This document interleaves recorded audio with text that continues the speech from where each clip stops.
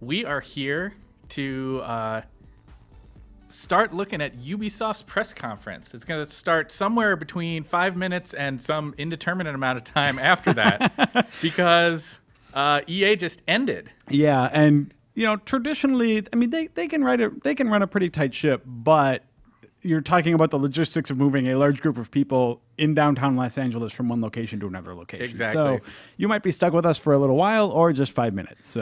So I'm Matt Miller. I'm joined by Joe Juba. Hey, and we also have Wade Wolchik. Did I say that right? What's Close enough. Okay, whatever. Hello. We have Wade with us in the booth also. And we're continuing our streaming of all of the press conferences that we can get in front of you here. Last night, Joe and I had some discussions about Bethesda. Yep. We saw Microsoft this morning. We just finished up EA a little bit ago. And Ubisoft should be an interesting show. They've got some big titles on the way in this next year. And I'm kind of crossing my fingers for a few surprises from them. Yeah, and one of the, this is a little bit of a side note about Ubisoft's press conference also, but they sort of are on either side of the spectrum when it comes to how tolerable their press conference is, I guess. Because, I mean, like the game, regardless of the games, sometimes, like they've had Joel McHale do like their celebrity hosting, and he was all right. They have had Aisha Tyler do it a couple times now, and she was good. Yeah. But then they had Mr. Caffeine that one year. Yeah. And that was just like an hour and a half of pure agony. So, I mean, regardless of the games, just sort of the way it's presented kind of, like can feel a little bit weird. So I'm excited. I believe they have Aisha Tyler hosting again this year. Okay. So it'll be interesting to see, just sort of as a little piece of presentation how everything goes. But of course, they certainly shoot for the moon. And so, we don't know what to expect. Sometimes it's funny, sometimes it's really goofy, but they certainly try. You can't say they don't try. So even as we speak, we're kind of watching the Ubisoft stream to find out when they're going to get going. One of the interesting things that happens, I mean, you and I have both been at the show before and know that this can sometimes happen, that you have a press conference that runs long, and if you're the next press conference in line, what do? I mean, if half the press hasn't arrived yet, do you start? No. Even if it's like that's what you've told people you're going to do. But these days it's a little bit different because there's a lot more people watching online than would be in the audience. Yeah, and you so, can't. they're saying that the show will start shortly is the message that we're seeing right now. Okay. So then let's real quick try and get to the games. Yeah, sure. Because I think, first and foremost, the thing that's going to be their big gun is probably Assassin's Creed Syndicate. Even though they've already revealed it, they've talked about it a fair bit. Not a lot of people have seen a whole lot of it. I would expect an extended gameplay demo here. I would also guess, if they're smart, they will showcase the second protagonist. Yeah, who they mentioned. It's Evie. Yeah, I think her name is Evie Fry. Or Evie. Anyhow, point being, they mentioned that it's a dual protagonist situation, the twins Evie and Jacob Fry, but they really only showed Jacob in action during the reveal. So we should, I think, see some more of that going on. Here's hoping. I'd love to see how both characters interplay with each other, how you go back and forth. I've wondered since we first heard about the game if it works kind of like the Grand Theft Auto experience where you're switching back and forth between the three protagonists or what's going on there. I mean, what they've said about how it works so far anyway is that there are certain like story missions that are kind of geared more toward, you take Jacob or you take Evie into them. But if you're just going around and like collecting animus fragments or whatever, I think you can sort of go with either one. And the other thing that's interesting is that it sounds like they're not just like mirror images of each other in terms of their abilities, which I think is a good move too, that they are upgraded separately and have different skill sets based on sort of their different personalities. Yeah, sure. So, I'm excited to see how all that ends up coming together. I think in terms of a time period, I'm pretty excited. If you've seen the show like Peaky Blinders, which is on Netflix, it's similar it's that aesthetic, sort of, right? Yeah. It's that like Industrial Revolution, Victorian era thing that, it's sort of you've got kind of a grimy city, but also a more technologically advanced thing than we've seen in Assassin's Creed up to this point. Yeah. So I think that's going to be interesting. Yeah, I mean, it's certainly the most different visual, like the visual palette that they're playing with is more different than any game they've had before, because you often have, I mean, you always have pre-industrial cities, right? Yeah. Which lends itself well to sort of natural environments and bright colors and that sort of thing. And everything we've seen of Syndicate so far is much darker, soot-covered, that kind of thing. Yeah, well, and interesting too in the sense that like you're now in an age where there are like vehicles, Right. Like there's carriages and trains. yeah, and that kind of thing. So I'm curious to see how that's going to sort of affect the way you like get around in London. But we do know that it's like the city of London, then separated into a bunch of different boroughs. And anyone who's played an Assassin's Creed game before knows that you sort of take over one area and then go take over another area through doing a bunch of side activities and stuff. So the basic sort of structure seems very similar. Yeah. So I know for a lot of people who are kind of, there are some people who are upset that the series keeps kind of going back to that well year after, as a yearly franchise to just sort of do those like incremental improvements. Right. And even though personally I'm excited for Syndicate, I think the era sounds really cool and stuff.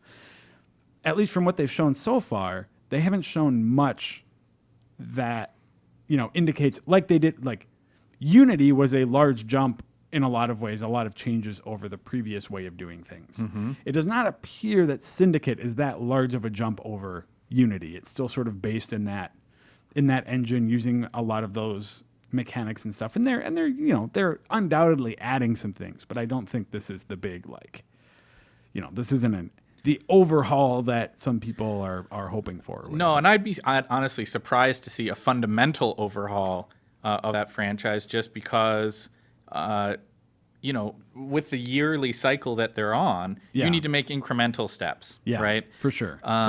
And I think that, Syndicate is an opportunity for a couple of different organizations to prove themselves, right? For the broader publisher of Ubisoft, it's a chance to win back faith from players who may have been frustrated at Unity and the technical problems that hit that game early on, which, to their credit, many of those have been resolved since then. But I think it probably shook some people's faith in the franchise. Oh, because like even though they're fixed now, months after the game came out, doesn't change the fact that game was a pretty hot mess for quite a while. Right. And you also have Ubisoft Quebec taking lead for the first time on a major franchise entry. Because normally the sort of major installments are handled by Ubi Montreal. Right. And so this other studio is having a chance to prove that they can do something cool. I think they probably, I think some people were upset that they scaled back on things like multiplayer. They've said that it's a single player focused experience. So? And like, some people are upset, but I've heard nothing but praise from people about the decision to axe multiplayer and focus on that sort of single. Certainly people who like multiplayer. The problem was that there just wasn't enough people to support that. And I think that Quebec being able to focus on a single player experience means that as a studio that for the first time is taking lead, they can make sure that there's a singular focus on what they're doing. Yeah. And hopefully that results in a solid release. Yeah. Well, and I don't think there's any getting away from the fact, like some of apart from the sort of ambient technical problems that were around in Unity, I mean, some of the big issues were in this like much touted co-op thing too, right? I mean, yep. I mean, you did the review for us. Absolutely. There were some big technical problems. Yeah. And Unity had a lot of, the disappointing thing is that I think that Ubisoft has continued to make strides in some important directions with Assassin's Creed. I thought the story in Unity was really interesting. I thought artistically it was really beautiful. Like Paris was a really awesome city to get to explore. Yeah. But it was held back by some of those technical issues. If they can continue to make those strides in story and art and keep the tech up to snuff, then that could be really great. Yeah. I'm excited to see what they've got in store on that front. Well, like you said, I think Syndicate is almost certainly one of their big titles that they'll be seeing. It might not be the only Assassin's Creed title we see, because Assassin's Creed Chronicles continues to be. They've talked about this sort of trilogy experience. we got a first game of that with Assassin's Creed Chronicles China, which I think met with mixed response from both critics and fans. But did present a sort of new way of interacting with the Assassin's Creed world. It was a sort of 2.5D game, a little bit like Mark of the Ninja, which is an excellent game. Yeah. A little bit maybe like the old 2D Prince of Persia games. So do you think, as someone who, because you've played a lot of different Assassin's Creed games, read some of the comics and stuff, do you think that there's getting to be maybe in this series too much of a focus on the sort of apocryphal or like periphery story? Well, I think that they have done a good job of keeping everything canonical, at least to a single story, right? Yeah. There's not too, with the exception of some very early French comics that are pretty weird. Okay. Most of the things that they have released for this franchise remain connected into a single universe, and so the fact that they're tapping into some of these characters like Xiao Jun, who was our protagonist in Assassin's Creed Chronicles China, she was a character who kind of came out of the Embers short film, the animated film that sort of was the end of the story for Ezio, Okay. right? That I think is kind of exciting, right? It's an opportunity to spread those stories out, to expand on things that they've started to explore. And so I'll be interested to see, I mean, if there's any lessons learned from Assassin's Creed Chronicles China, if they can apply that to India and to Russia, which are the next installments that are coming. Right. And hopefully that'll be a nice little sort of side project thing that they can continue to do something interesting with that 2.5D look. In subsequent games, but we'll see. Yeah, interesting. Well, in addition to Assassin's Creed, the other things that I think we're going to be looking at, we've got a game that we already have seen earlier in the day, Rainbow Six Siege. Yep. That's Saw a really that at Microsoft's press conference. exactly a very solid multiplayer title that is on the way. I would expect we'll see some more in-depth gameplay. All right, here we go, guys. Is that Sorry for the happening? wait. It looks like we had a problem with our stream. Oh, But we got it. But we got it now. And we're now switched over, so we should be seeing Aisha Tyler, as expected, hosting the show. We'll switch over to her. Gimo.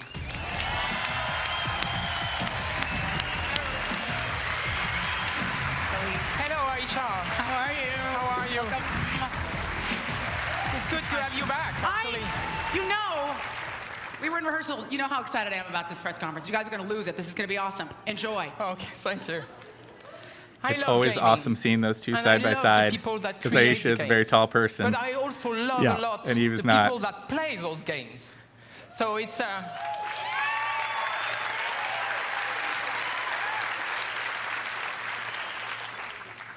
Ubisoft, we do take risks. It has been part of our DNA from day one.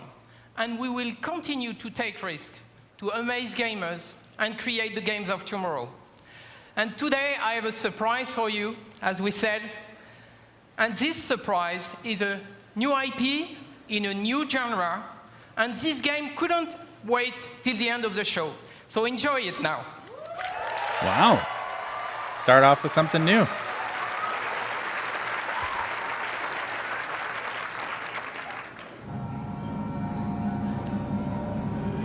Oh, from UB Montreal.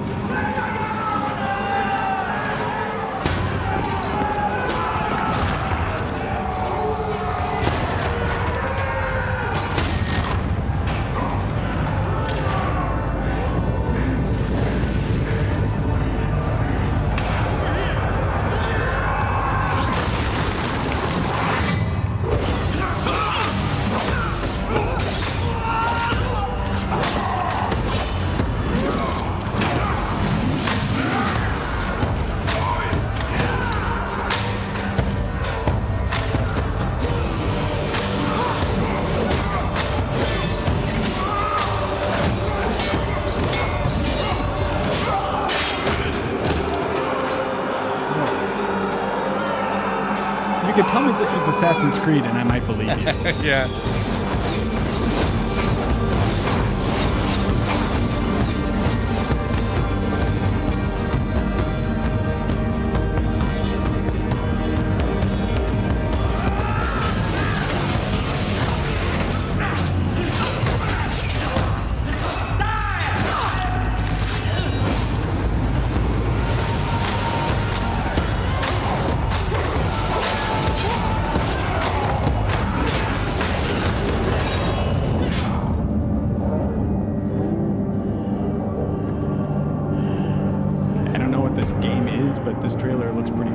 Yeah, agreed.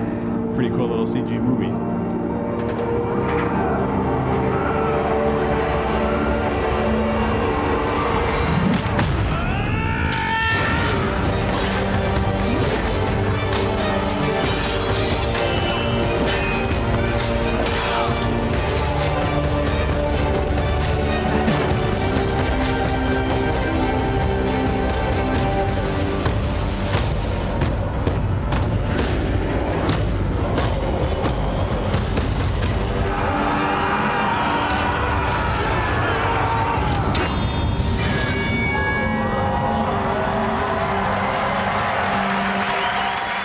Okay.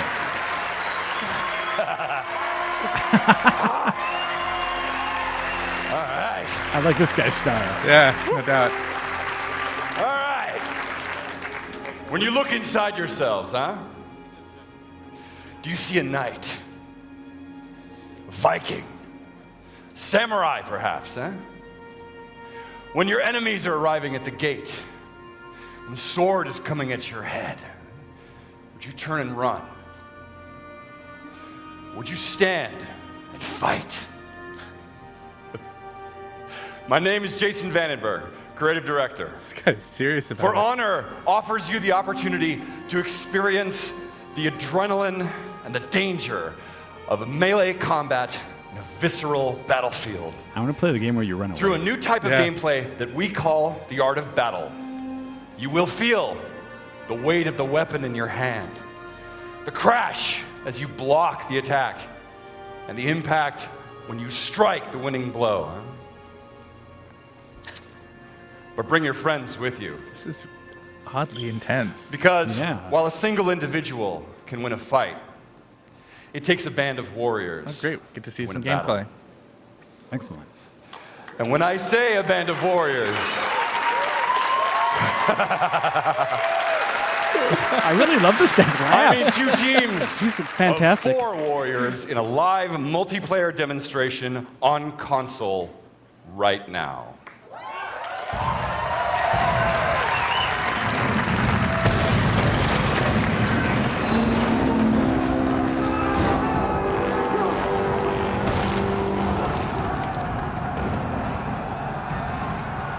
I'll just wait here. Looks like they've got some AC Unity tech going on for Yeah. the crowds, probably. Yeah, I think that's probably accurate. You gotta wonder if this is at least some of the people who were previously on Assassin's Creed games working on this project, given that it's Ubisoft Montreal.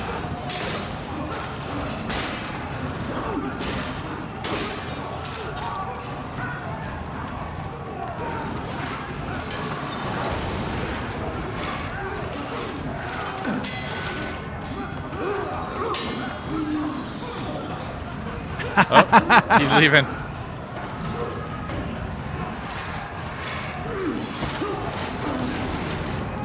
Uh-oh.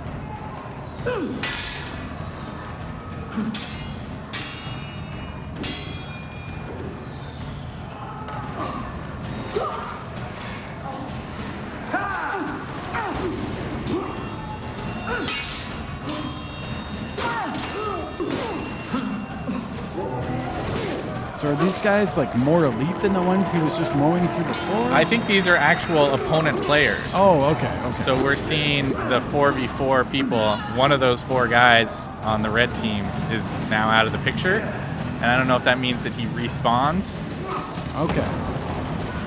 or what.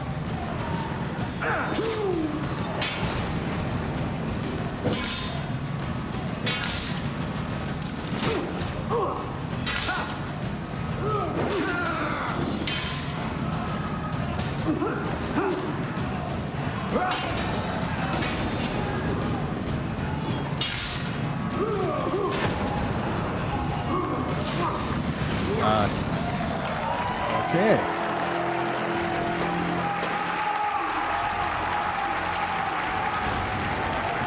Everyone else appears to be dead. Yeah. they're fine over there. Don't Yeah. you worry about that. All right, thank you very much. So, that was just a tease of our current build. It's a taste of what For Honor has in store for you.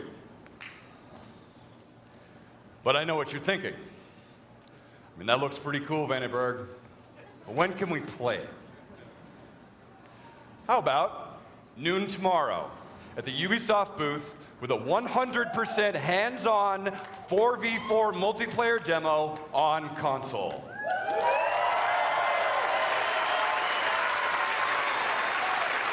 That would seem to indicate that they're pretty far along. Yeah. So we'll have to see And if they're for those of you watching at ready to home, announce a release go date later this register week. at forhonorgame.com to get more info and get a chance to be among the very first to play the game.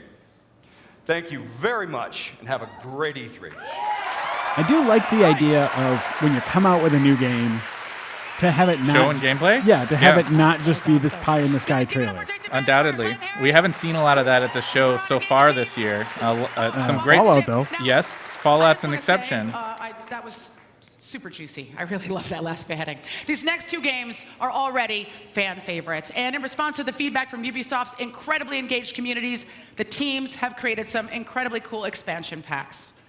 Since the Crew's release last year, millions of players have spent over 20 million hours free riding all across the United States. That's more than 3,000 times the distance from the Earth to the Moon, which, by the way, you cannot drive.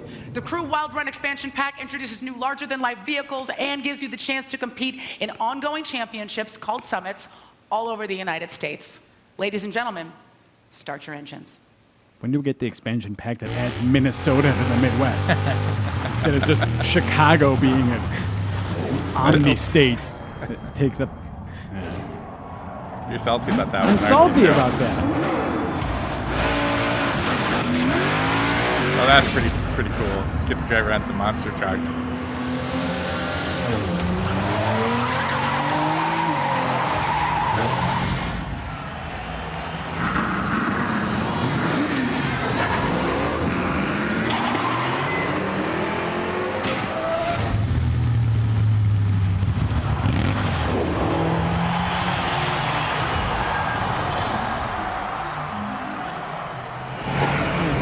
That weirdly shaped United States of America. All right. Sorry about that. We had some technical difficulties there for a second, but we are still watching, and we just came back from seeing Trials Fusion Awesome Level Max, which looked kind of insane. So you're on some like crazy fire-breathing unicorn. Yeah, you're a cat Okay. instead of having a bike. Well, we're moving on to the Division now. Fair enough, because we don't know what to say about Trials Fusion. Prepare your bodies for one of Ubi's most highly anticipated games to date. It's time for The Division. Please welcome to the stage Ryan Barner, game director on The Division. Give it up for Ryan. So a lot of people have wondered whether the Division couldn't be a competitor to something like Destiny with its sort of shared open world experience. Yeah. So we'll see what they have to show today. So as probably most of you know from judging from the response out here, The Division is an online open world action RPG. But at its core, it's a cooperative experience. But today, we're here to introduce you to the Dark Zone, a walled off, quarantined, highly contaminated area all through the middle of Manhattan. And it's here where, as a player, you have the choice whether to work alongside other agents or turn against them. In the Dark Zone, we want you to experience the tension and the fear and the paranoia of playing in a place where absolutely anything can happen at any time. A place where you can trust no one. Yeah, like Hollywood. Exactly, like Hollywood. So here's a glimpse of what could happen to you in the Dark Zone. One guy's really excited about the Dark Zone in the audience.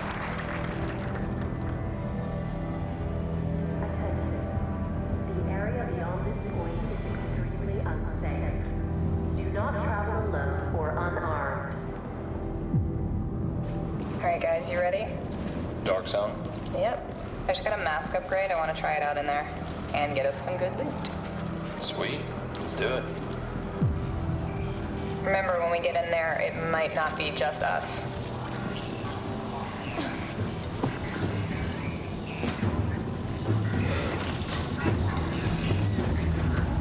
Transmissions jammed. Proximity coverage only.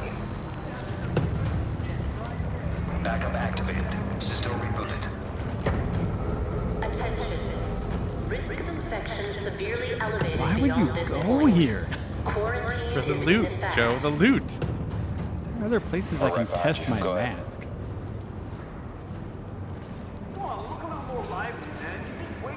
Okay. Ooh, careful. I see him. We got 3 or 4 Rikers, looks like level 11, an assault, a sniper, and a rusher. Shouldn't be too hard. I see you're in your happy place now, man. There's the You crate. take the lead, I'll follow. Yeah, let's do this quickly, okay? Cool. Everybody ready? Yeah, let's see some teamwork. Oh, hold up behind us. Other players. Bastards. They have Dark Zone loot. Huh. Should we go for it? I don't know. We can't take them and the Rikers at the same time. Good point. Let's just see what they do. Oh, they're going Alright, Rikers. let's help them out. All right, go. I'm gonna flank. Go. Ryan, cover us. Heads up, heads up. Let me see if I can take him. Move. Bronson, use your turret. Okay, it's up, turret's up. Get down. I got you. Go, go, go. Shit! Hit him on the left. I got a seeker mine. Use it. Here goes. Nice. Okay, last one. He's down. Hostiles neutralized. Proceed with caution. Alright. Ryan, you want to check out the crate? We'll see what these dead guys had.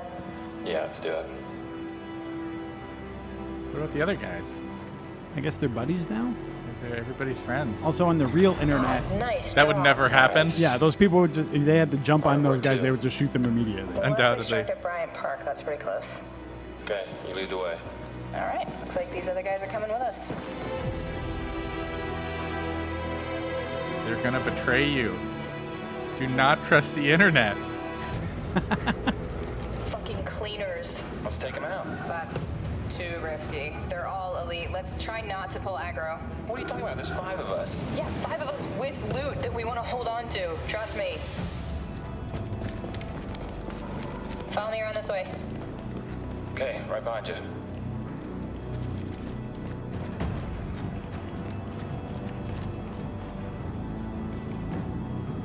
Ryan, how's it look? Alright. All clear. Let's spread out. Keep a lookout, guys. I'm gonna call it They in. get double crossed. Okay, got you covered. We're all clear. Let's extract. Okay, we got 90 seconds. Keep your eyes peeled, everyone.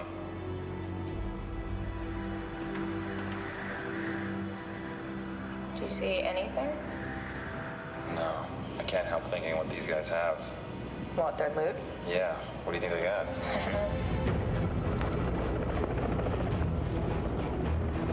Don't get All right, greedy. There it is. Get ready. Let's get the goods out of here. No, but seriously, should we take their loot? These guys? Yeah. There's 3 of us and 2 of them. Well, we got 60 seconds. I say we do it. Ryan, you game? Alright, here comes the sticky. On my mark.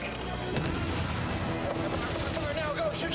Rogue protocol initiated. Get Zoe on the left there. All right, I got her. Careful.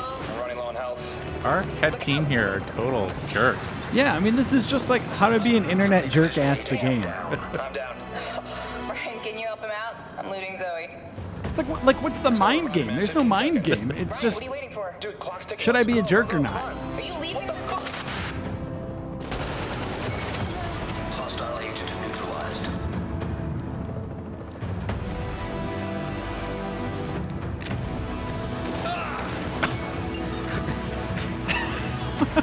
Friendship ended. who would play this mode? Because the people who play this mode are just the people who will kill everyone all the time, all their buddies. Yep. Well, there you go. Betrayal.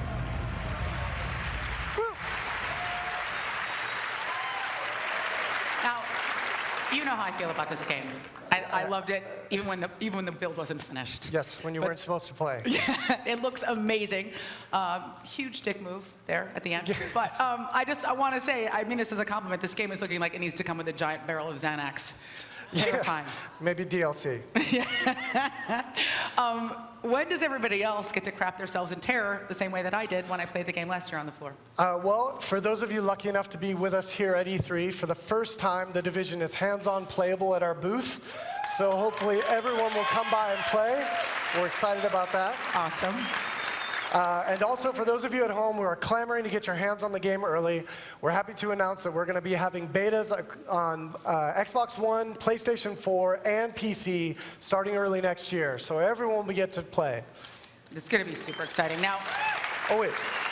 And please check that out to be able to figure out, get more information about the betas. Sweet. Now that we know they're moving into beta, when is the game actually going to be available with everybody out there to play, buy, and put into their home foxholes? Yes. Today we're super happy to announce that Tom Clancy's The Division will be released on March 8th, 2016 on all platforms simultaneously. Yay! Yay! Here's hoping they can stick to that. Yeah. So thank you very much, That game's been everyone, in the and works have for a great long E3. time. Brian Bernard, everybody. Let him hear it. It's a long time to wait for a beta, even. Yeah. I did get to play this game. It's tactical. It's terrifying. It's obviously incredibly cool. So I can't wait for you guys to check it out on the floor. Now, next up this afternoon is the newest release of the critically acclaimed City Builder from Ubisoft's Blue Byte studio. So everybody, pack up your astronaut diapers because we are departing this planet. Pack up your astronaut diapers, Miller. Okay. I'll do it. Update on our local forecast. The rain heads to the south.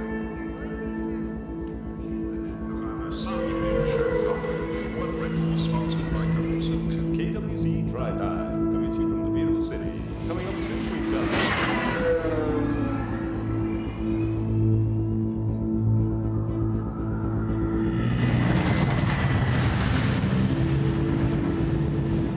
Hey, Mark, what's your ETA? I'm heading back now. Over. Proceed to 26.133 degrees north, 3.628 degrees east. Got it.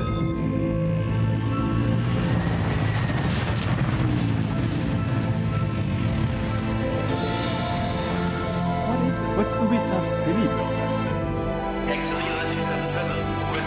BAW-7 hard heavy, hold position. I'll get you moving in a minute. BAW-705 heavy, holding 107 heavy, you're cleared to go. Opening north ramp, check.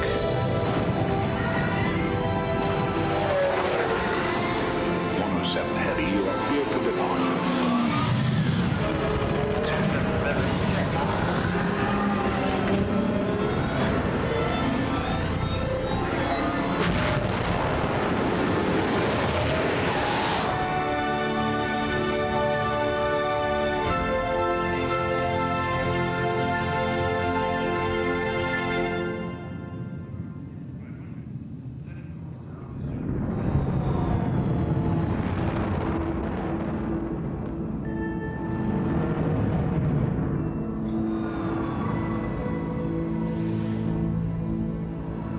Oh, okay. Obviously, the moon is awesome, but you don't actually get to start on the moon. You have to earn your lunar landing. So the following gameplay sequence shows how you can make your own giant leap for mankind. And if you want to test out the game, stay tuned for the beta, which starts later this year.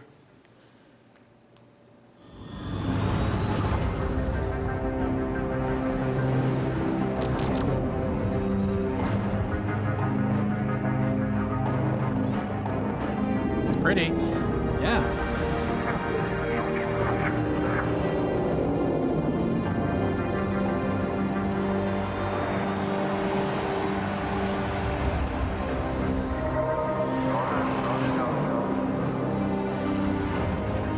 I like how there's plenty of games between like this and City Skylines, games to fill in the gap now that SimCity's future is uncertain. Yeah.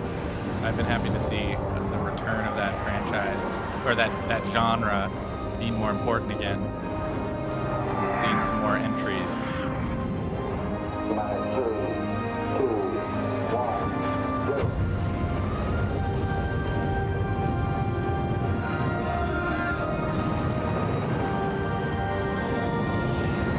Multiple simultaneous space launches Seems does like a not bad seem idea. like a good idea. Yeah. We have enough trouble getting one right. Yeah. Well, this is 2205, Joe. Okay. Maybe they have Mega Man to help. They might have Mega Man helping.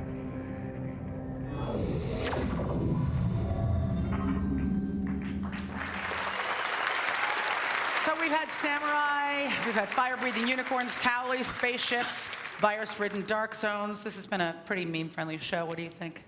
Yeah, it's pretty awesome. You're actually sitting here and you are your own human life-size meme. Tell me who you are. Well, I'm Rick from RBF Productions NL, and Ubisoft requested me here as Jacob Fry. Jacob Fry from AC Syndicate. That's right. You look insanely hot. Ubisoft requested me here. But a guy from your era probably has rickets or something I can catch, but you look amazing. We should come up with a meme really quickly for this show. Right now, I'm pitching who kept the Christmas lights on during the apocalypse, but there's got to be, and just Captain Picard, like screaming that out. What? Do you have a meme you want to pitch? No.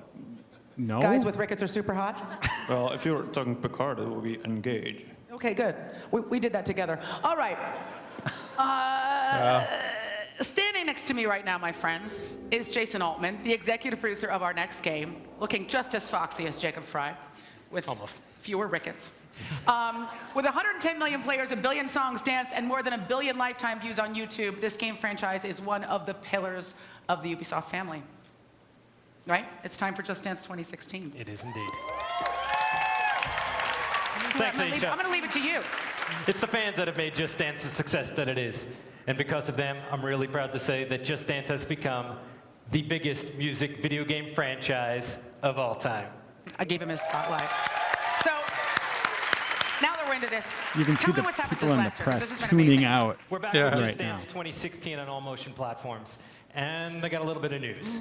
You don't need a camera connected to your console to play the game anymore. You'll be able to use your smartphone as a controller to play Just Dance 2016. If you have a camera-enabled console, you're good. You're great. But we know many of you don't. And we're excited to be opening up the game to all console owners, regardless of their setup. And they're going to have lots to look forward to. An awesome track list of huge hits, new features, and like always, a few surprises.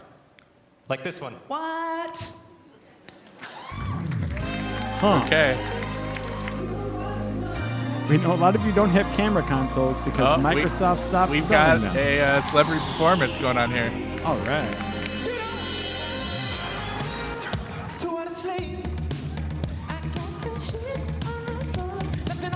Thanks for the help there, Wade. I don't think either Miller or I would have gotten that. No, I think you're right about that. Yeah.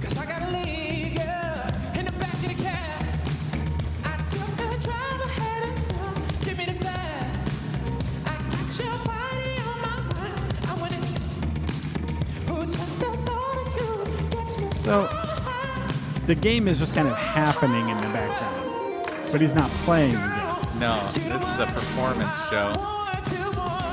It's a musical performance that's happening right now. I hope they show another crouch. Look at this. People are taking pictures or sitting with their arms crossed. Yeah, there's a lot of uncomfortable people in the audience right now.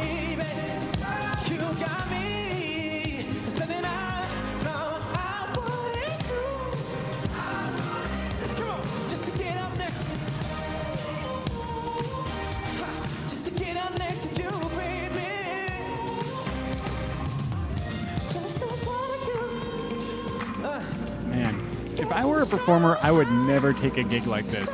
Yeah, it keeps happening. Ubisoft is more guilty than many. Aisha's into it.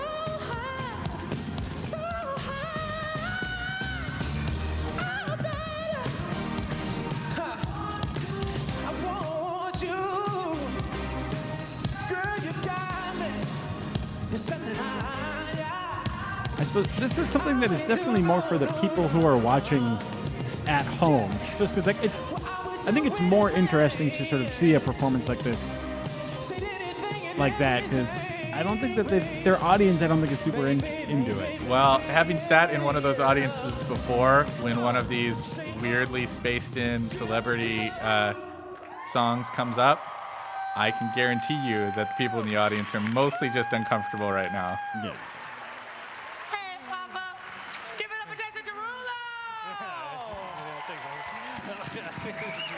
First of all, I want to give you a huge congratulations because your album Everything Is For and the single Want to Want Me just hit #1 on the top 40 radio charts this morning.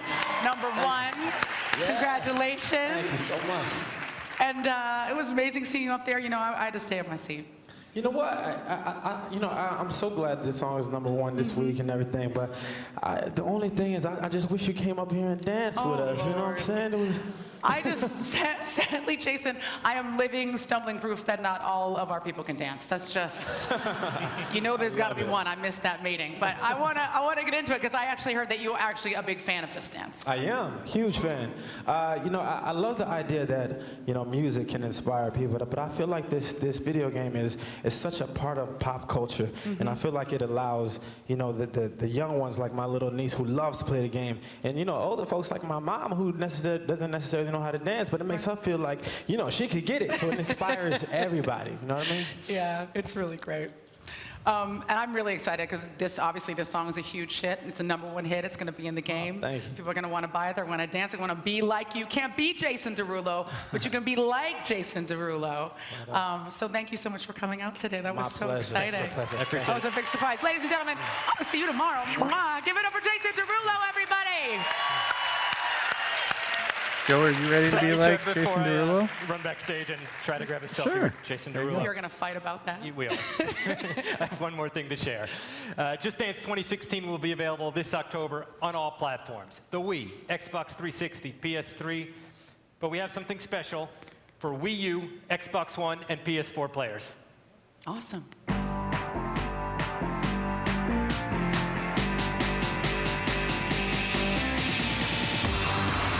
So we joke a lot about Just Dance, but this is a huge franchise for Ubisoft. Yeah. I mean, there are can't deny many it. games that more hardcore game people get to play. That you only get to play because Just Dance has made as much money as it has.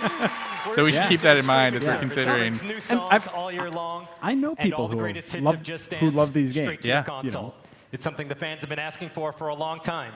It's called Just Dance Unlimited, and it's the first ever Dance on Demand streaming subscription service. Awesome. Anyone with a copy of Just Dance 2016 on Wii U, Xbox One, or PS4 will be able to subscribe. That's killer. It It's is. so great. That's just new, fresh they content say how much all it the was? time. So great. I don't think Thank so. you very much, sir. Thank you. Everybody Maybe give we it up for both the missed other it, but- Jason, OJ, Jason Altman. Give it up. Come on, this- Just Dance. Start Okay. practicing now. I could do it.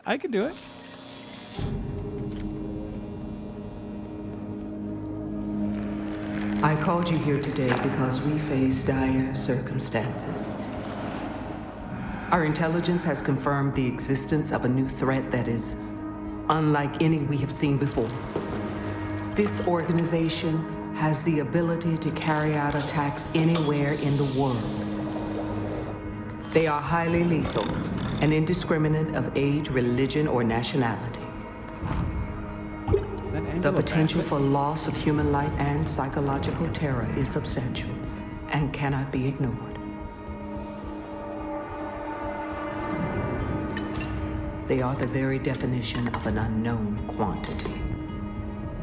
Our only choice of action is to meet force with force. As of this moment, my program is reactivated, and I am handing over command of all global field operations to you. Recruit your operators from among the world's foremost elite. Borders and protocols are irrelevant.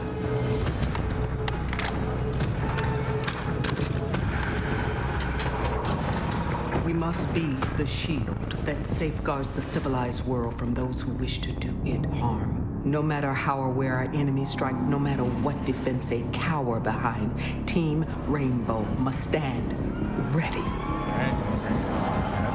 The seat. Ta-da!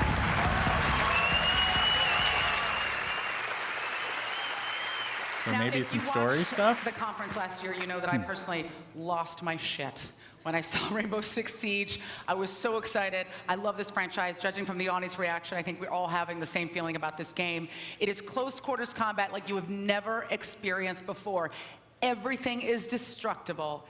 And my friends, once you die, you stay dead.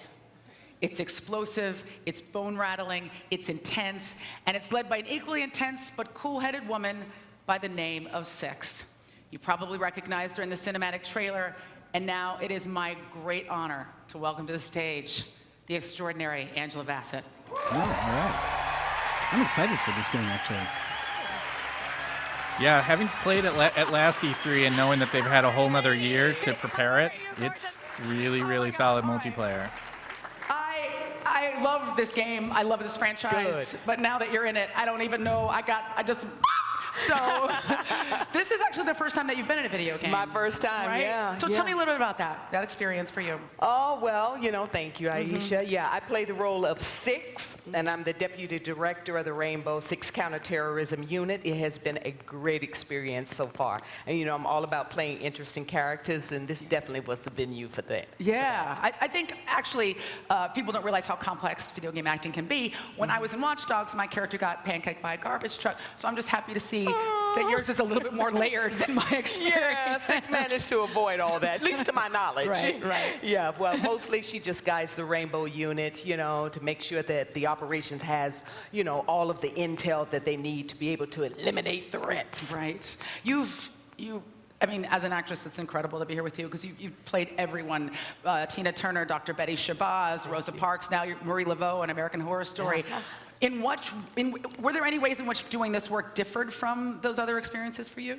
Well, I've always gravitated toward characters that, challenge me as an actor. So in that respect, it wasn't very much different. And there was a lot of, stuff from a movie set or TV set that was applicable to this. It's all about character and it's all about story, and I was able to really just take on the character and make it my own. And of course, you had the director who was there leading you because you were, there alone. So you wanted to make sure that the stakes were heightened and you were exactly where you needed to be. And, for those gamers who are out there who are taking command. Yeah, and it's an immersive experience. It's like living through a film. And with you in this film, we get to all play opposite you. So I know it's a dream come true for me. I can't wait to see what you've done with it.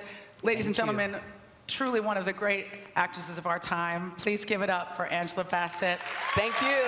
Thank you. So Enjoy the game. That was Pretty big get. Yeah, it is a cool get. It is strange that we haven't heard anything, though, about anything beyond multiplayer modes, right? Like, how does she factor into what is ultimately a bunch of multiplayer matches? But there is there we go. so much more to Siege. And here to tell us more about it, please welcome to the stage Geneviève Forget, the community developer on Rainbow Six Siege.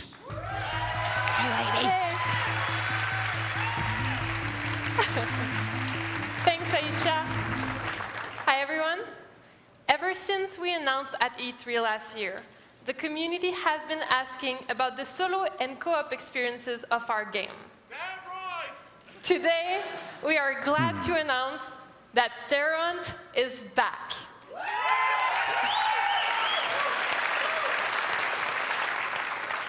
It will be playable solo or with up to 4 friends. In Terror Hunt, our players will be facing the most challenging AI in a Rainbow Six game yet. The terrorists will be able to create a stronghold and lead an assault using destruction in unexpected ways. So let's see it in action. Our team's mission will be to disarm bombs set in a French consulate. We'll be following Team Captain Chris Henry over here throughout this demo. Keep in mind that this is a live demo and anything can happen. We hope you enjoy. Chris, are you ready? Yes, Jen, thank you. Team, are you ready? Yeah, of course. Good luck and have fun. Hope you enjoy. All right, guys, let's do this. Yep. Bruno, I want you to start heading to the right-hand side with your team. Gab, let's stay back for a second to scout the left-hand side here. Yeah, okay. Let me see. No, there's nothing on the left. I got the front door barricaded. And it looks like the balcony up top, the 2 windows are barricaded too. Okay. I said we stick close to Bruno here. Let's move up. Yeah, let's go. Yeah, our side is clear, Chris. Okay. I see an opening on the top floor through that window in the corner there. Okay, yeah, let's head top, guys. Start coming up the east side wall. Let me know if you see anybody inside the window, all right? Yeah, okay. Well, I'm glad to hear that they do have a co-op experience that isn't purely just taking out other teams. I think that's a big we have 2 guys inside. new addition for this title. And this mode, if I'm remembering correctly, is actually sort of it's not called Good? Terra hunt, Okay. but I need it's the hands you know here. terror Anybody hunt have for silencer on either side? some sort of combination of terrorist and hunt. Down and go. But 3, 2, I like this So- guy's being upside down, taking the guy out. That was cool. the point being is that this is sort of the reason there were all the cheering is that this is sort of a resurrection of a previously like popular Rainbow Right. Six mode. That's clear. So still not necessarily any sort of traditional campaign in Rainbow Six Siege, but You look pretty good behind Not the that they've first talked barricade. about yet So anyway. much. There's another barricade on the right here, and I got a lot of nitro cells set up just behind it. I also saw, I saw a bomber here in the middle of the hallway. Nico, can you send your drone out? Start taking care of the drone, the traps. Yeah, I'll send my shot drone. Okay, careful. Yeah, bomber's right there. Hold on. That's when he starts going back. All right. Okay, you're good, man. He's coming back now. I'm safe? Yeah, you're good. Go for it. I'm gonna start moving up. Keep an eye on the bomber, all right? He's coming back. I'll back off. I have one shield here at the end of the hallway. I got a guy behind the desk. Located a bomb Bomb location located information on behind top the of the consulate office desk. I got one guy also behind a shield. Okay, you guys ready to move up? Yeah. Yes, we are. Go. Gab, Nico, myself, we're gonna head down the main hallway. Bruno, Meg, come over here. Tear down the wall and start coming down the left-hand side. Going in. Sweet. I'll give you some I'm cover. really interested in these sort of more tactical You got a and less shield twitchy right in sort front of of first-person things. absolutely. slow down Well, here. and especially because it seems like you can play around with the experience without necessarily throwing yourself into the deep end of Nico, can you breach this the door for us competitive now? game right away. Yeah. Lets people who might be new to the kind of tactical multiplayer experience get their feet wet. Yeah. Moving forward. Okay. To the other barricade. The bomber's behind the second one there, Gab. Yep. I'm gonna let you push up first, all right? Yeah, okay. Go. Okay, I'm going. Stay back a little bit. I don't Bomber's, see him. bomber's He's right in right front there. of you. He's right there. Coming your way. Back up. He's right there. Okay, get him. No, down, I'm down. You need help? No, got you. we're okay, No. we're okay. Nico, pick me up. Yeah, I got you. Here, take this. Nice work, okay. Yeah, thanks. You're hurt, eh, man? Yeah, I'm pretty hurt. The hallway's pretty open, so take cover behind my shield here. Okay, we're gonna start moving up the main hall. You guys can start moving up on the left-hand side. Yeah, take your time. I do like the explode it if it's in the way philosophy. Yeah. I'm reloading. Watch out. Mag down. Mag down. I'm down. I got him. Bruno, pick him up. Push forward. There's one guy in the console office. Got one down, two down. I'm reloading. Got one. I got one. Here you go. Okay, start moving up. Bruno, Mag. Yep. Come through the wall, all right? Go in hard. Okay. I see one more. Okay. I'm right behind you. Go for it. Push up. Yeah. Breaching. Take a look on the right, Nico. Yeah. Got my back? Yeah, I'm watching. All right, breaching. The room's clear. Clear. Hold on, Nico's clearing the right-hand 3, side. 2, 1. I think we're good. They're both down? Yeah. Yeah. Okay, nice We work, got guys. this. Yeah, good job. Let's set up here. I'll take point in the front door and check the hallway there. Mag, you see to your left there, there's a wall? Yep. Can you make a couple holes for me there? Sure. I'll keep an eye on the back stairs. Okay. Bruno, I'm gonna drop the diffuser right behind you. Yeah, I got it covered. We gotta hold it for a minute. Yeah, we got this. Let's do it, guys. Diffuser planted. Detected from enemy action. Coming behind you, Gab. Okay, I'm gonna create an opening here. There you go. Waiting room. Right now? Yeah. Don't stand up, don't stand up. Be careful with the windows, guys. Another one. Okay. 45 seconds Gab, left. I'm right behind you. Yeah. I'm gonna take a look at the stairs real quick. One in the hallway. I got one coming back stairs. Yeah, one coming Another one. back stairs. Another one in the The hallway. same kind of cool thing as the extractions in Left 4 Dead. Yeah. Cool. Or Helldivers is another game that's done that in a cool way. Mass Effect kind of has that at the end. Yeah. The ME3 multiplayer. Okay, back up. I got it. He's coming in the back windows. Back windows. They're in now. The windows covered. It's okay. Okay. Okay, I got you, Nico. All right, thanks. Hold up. I got the hallway. 15 seconds, guys. Keep it up. Keep it up. Man, that environmental destruction stuff is really interesting too. Stay there, guys. Don't move. Back there. It's one of those things that we've always sort of held as like a feature of like that's what next gen is all about. Is Yeah. being That's able to pretty comprehensive blast through a here. wall. Yeah. Nice work, guys. We got this. Let's start heading to the other bomb. Nice Good job. work. Yeah. Yeah, that looks cool.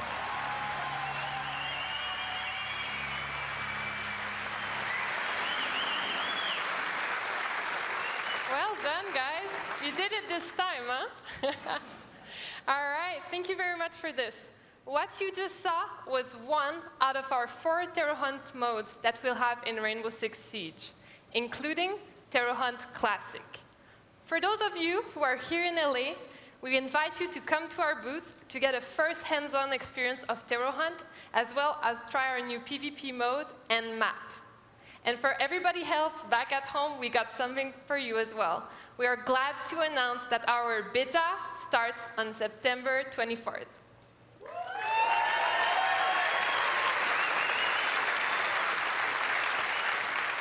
Terror Hunt It isn't will the be word, available on all platforms, and you'll be able to play both PvP and Terror Hunt. Thank you everyone so much, and have a great show.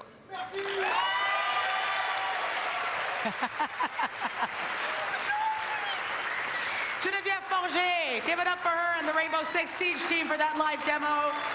I actually watched those guys play that in rehearsal and they lost, so just so you know, that's real gameplay. That's the first time I've seen them win. I was like, oh, I kind of want them to lose again.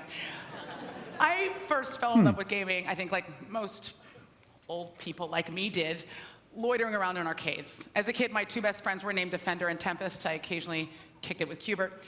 These were beautiful friendships based on a solid foundation of quarters. And while arcades are mostly gone now, that style of gameplay is alive and well, as evidenced by Trackmania Turbo. This year, Trackmania is finally making the leap from PC to new-gen consoles, and it's bringing its thriving community of customizable maps along with it. Take a look. I know this is a series that definitely has a following. No Yeah. doubt. So yeah, that's cool news that it'll be kind of making its way over to consoles now. I feel like there was a Trackmania game on the PSP, wasn't there? There was. I don't remember it.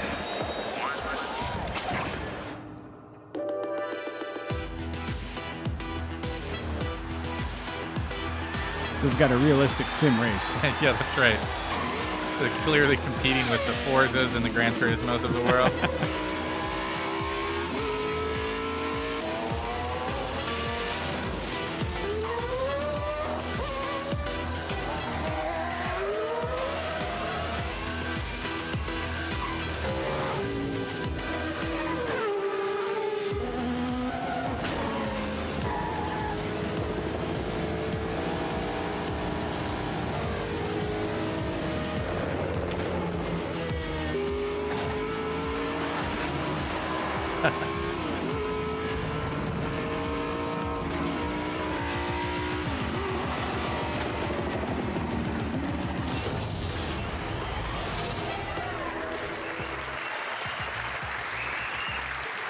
Everybody, please give it up for Tommy Francois and Francois Allo.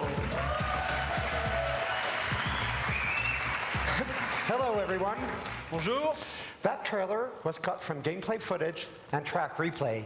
What you see is what you get. Now let's put our money where our mouth is and show you the game. Francois, make yourself at home and pick your favorite track. I was really hoping We they all put know those that's helmets on. 117. The other cards Why you are see they on screen there? are ghosts Put of the them best on. time. Now play. Then he'd have to take off his awesome pink hat. I like that hat. Are you in middle school? Don't go making fun of people's hats. I'm not. I'm serious. I like that hat. All right.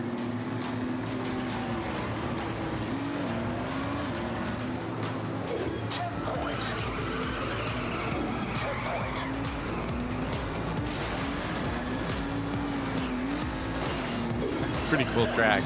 This looks like it will make me sick.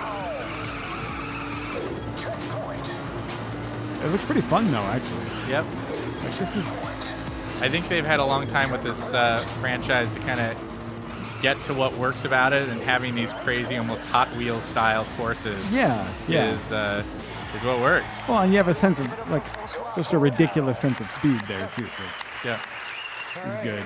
The scope of Trackmania Turbo is pretty impressive.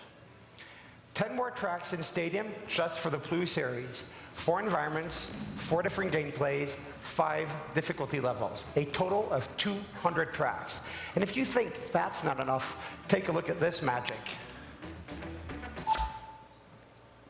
Our track builder mode generates levels on the fly at the press of one button. It's random, so we have no idea what we're going to drive. 3 steps to it: terraforming, look at the pretty beaches and islands, then the track being built, and finally, signage. Infinite tracks you can immediately play. Let's see how well you do, Francois. And be careful, it's tricky. 3, 2, 1, go!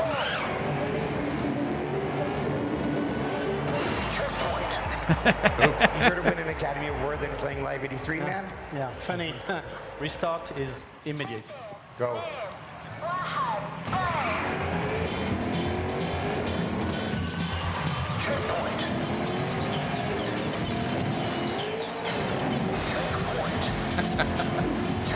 Whoa. Getting really excited about checkpoints. Does not seem like a safe driving By the way, environment. This is a completely new environment, especially pretty made fun. for Trackmania Turbo. It's called Roller Coaster Lagoon. We also have a brand new take on multiplayer modes, but for that, come beat times on the arcade machines on the booth. And if you're crazy enough, come play the VR demo at the show. Thank you. Arigato gozaimasu. That would make you sick, Joe. Gracias. The VR Merci. demo? Spasiba. Yeah, for sure. For sure. All right, give it up for Tommy and Racing games Francois. actually don't tend to make me motion sick Clearly multilingual. because there's not a lot of Our next game up and down has it movement. all. Sure. A globe, yes, I understand. Our next game has it all. A global conspiracy, multiple covert murders, and leaps from unreasonable heights with absolutely no physical repercussion whatsoever. Shine up your blades and lace up your greaves. This is Assassin's Creed Syndicate.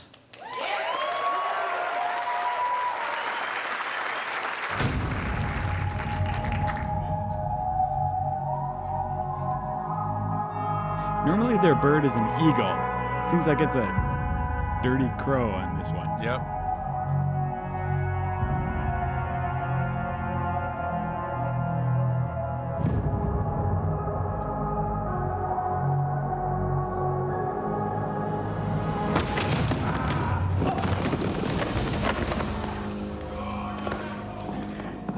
I think you got the message. Boss! Boss! Let's travel out of manuals. Come on, hurry up! The fun never stops. Come on, look lively, Rooks.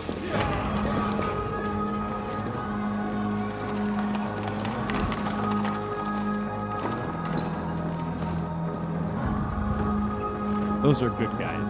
Yeah, right.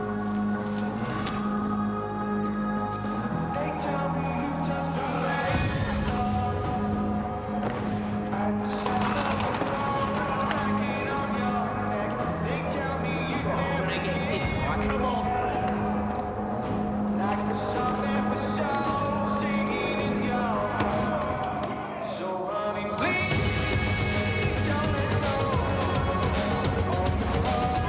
It's like Marty McFly. Without the skateboard. Right.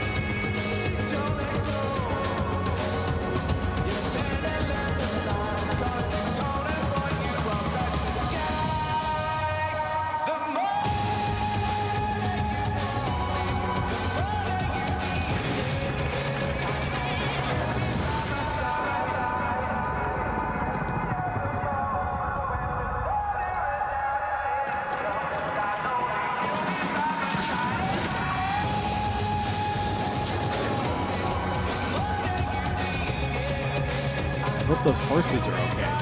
I'm sure they're fine. There's that straw there. True.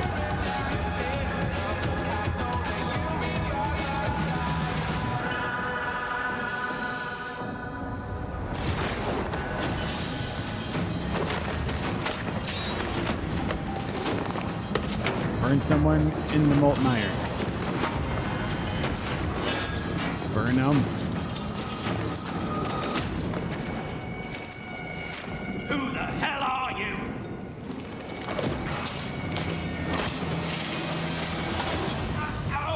Wait! Wait! I'll let you take it from here, lads.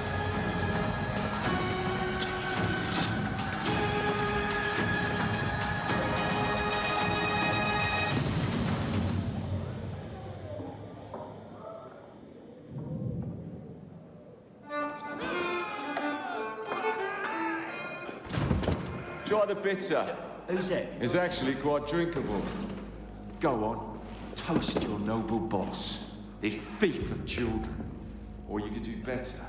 Join me. Join the Rooks.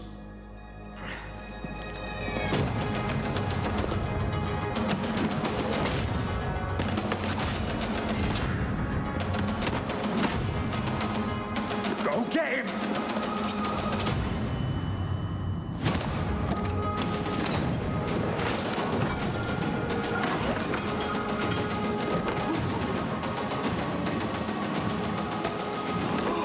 Jacob, Mr. Fry, listen. We can split the money. I mean, just take it all.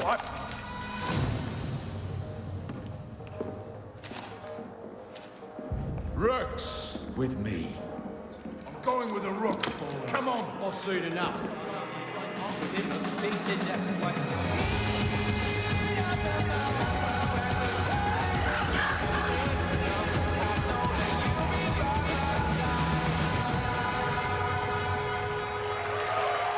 All right. Cool trailer. Yeah. Lots showing off, building up your gang there. Yeah. A lot of things that we sort of Thank you. concepts we've seen My before. name is Syndicate, and I'm the creative director on Assassin's Creed Syndicate. Our game takes place in London in 1868, right in the middle of the Industrial Revolution. This pivotal moment in humanity's history has allowed us to create the first modern Assassin's Creed game. Together with their street gang, our two assassins, the twins Jacob and Evie Fry, will fight to take London out of the hands of the greedy and the corrupt in order to give the city back to its people. We have a brand new gameplay demo to show you at the Ubisoft booth. But this year, we are letting you play the game here at E3 and on console. If you're not one of the lucky few to be able to make it to the Ubisoft booth, well, we're excited to give our fans the chance to play the game at the Uplay Lounge here in LA, and get this, in 7 cities across Europe and Australia. So, cool.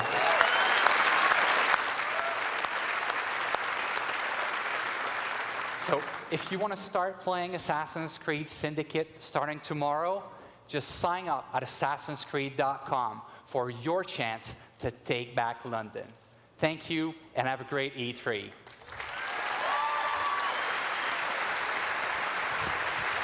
Nice. All right. That, my friends, was awesome. Incredible PC in that game that you guys are going to be able to experience out on the floor and around the world. And I think that's pretty much it. Except for this one last thing. Everybody put them together one more time for Ubisoft CEO, Yves Guillemot. Is there anything we know about that would be last? Maybe Beyond Good and Evil? Oh, is that even still a thing? We like to surprise you with new IPs. No, it'll be something. We really like No? to surprise you with revolutionizing our beloved franchises.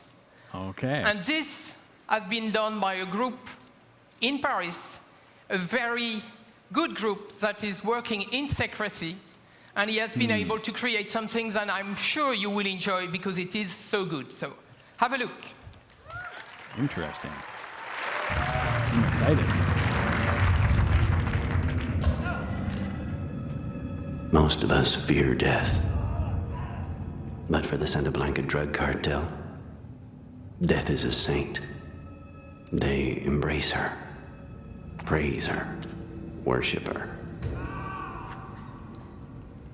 They kill thousands without repercussions, trafficking poison across South America, corroding governments.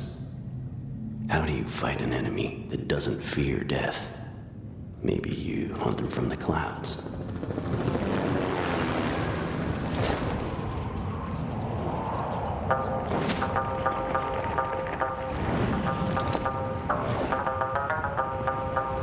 Get down with the victim. We both know you need them. You're stuck in the middle of all irrelevance. And your heart is beating, 'cause you know that you gotta get out of the middle. You mastered the drama.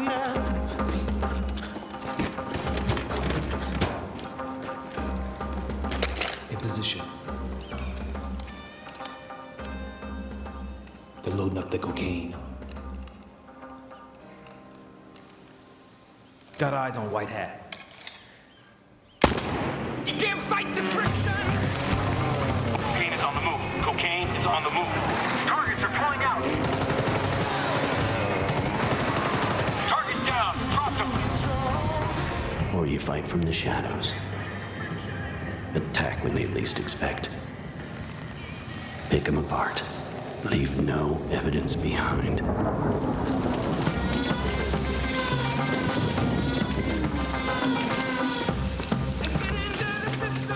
Too hostile. 9 o'clock. We're clear. Careful now. White Hat is inside.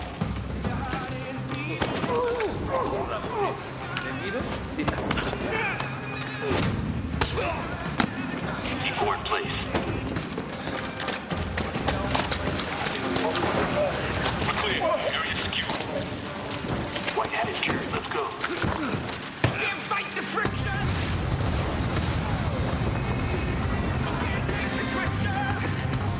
Or you can unleash chaos. Strike from every side. Confuse them. Destroy everything. Decide who lives and who dies.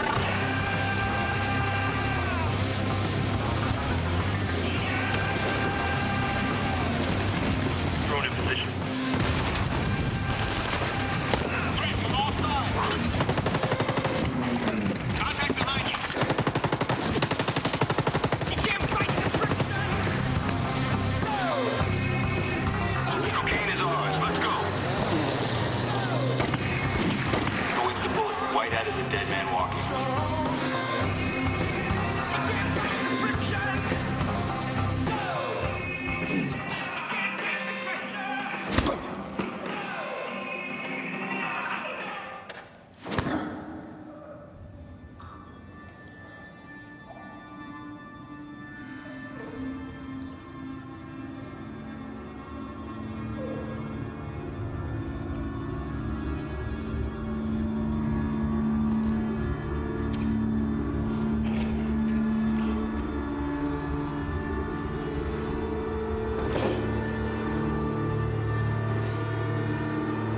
How do you fight an enemy that doesn't fear death?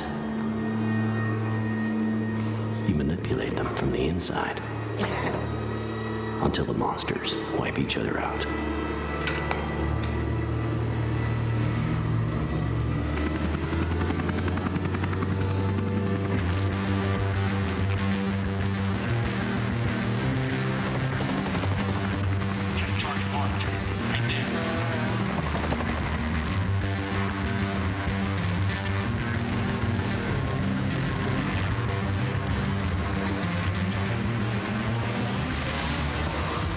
Well, we see Ubi playing to its strengths here. Yeah. Big open world. Lots of stuff, like different options, ways to go about things. Explosions. What's our next target?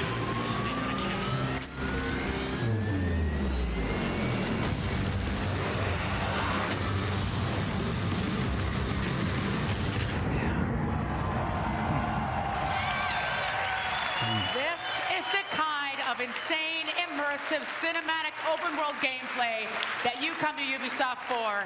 I know you felt that all in your bones. Ladies and gentlemen, that is our show. Thank you so much for coming out today. Thanks to everybody watching at home. Stay tuned for the live post show. We're going to chat with all of today's speakers.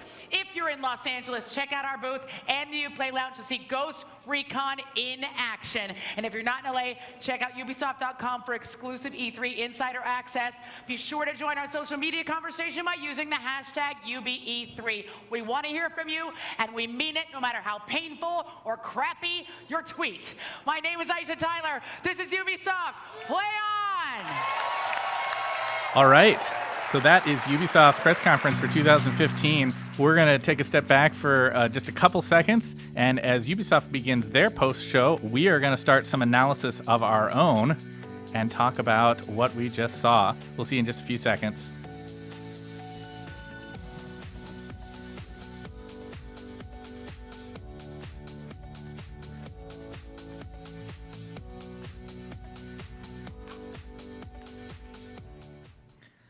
Well, Joe, we just finished watching Ubisoft's E3 2015 press conference. We did. We did. Lots of stuff to go over there. A lot of stuff to talk about. A few surprises, a number of things that we kind of already knew were coming, but even within those things like Rainbow Six Siege that offered up some new information about modes that the game has on offer. Yep.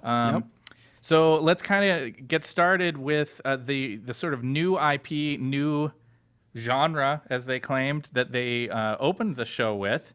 Kind of probably the biggest surprise, other than their closer, which we'll get to in a little bit, was For Honor. What do you think of this title? Yeah, I mean, I think this ties in a little bit actually to some of the stuff we were talking about yesterday at the Bethesda press conference when we were talking about Battlecry. I think that there's a certain I don't want to come out sounding skeptical right out of the gate, because like there are definitely some things about that sound or that look very cool, but I have the same sort of question that, like, when you're dealing with a large scale melee combat game, I think it's a thin line between between a sort of like kind of tactical excitement about it and just chaos. Right. I mean, you've got some games that have tried melee combat that don't exactly have a lot of enthusiasm behind them that are in that same vein, that same kind of military thing. Yep. I'm not sure people would point to Dynasty Warriors and say, like, that's a truly great game. Or Rise, Son of Rome was another recent game that tried to experiment with the large-scale military conflict thing, and I think a lot of people would say that game didn't turn out how they had hoped it would. Yeah. That's not to say that we need to group For Honor in that bunch. They very well may have hit upon something here that's a little bit more compelling and exciting.